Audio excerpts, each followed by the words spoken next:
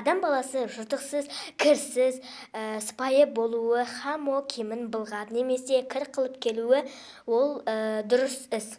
Ләкин өз байлығынан артық киінбеген, артық киінсе ол кербездің ісі деген.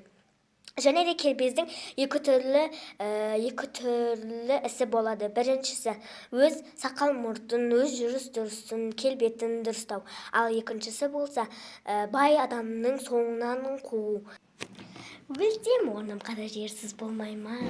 Өткір тіл бір ұялшақ қыз болмай ма? Махаббатпен ғадауият майдандасқан қайран менің орным мұз болмай ма?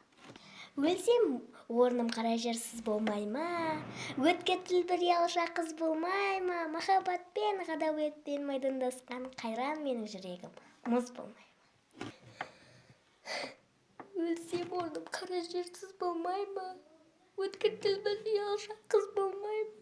Махаббатпен ғадауият майдандасқан қайран менің өмірім мұз болмай ма? Саламатсыз ба, маған мороженое бересіз бе? Сәлеметсің бе?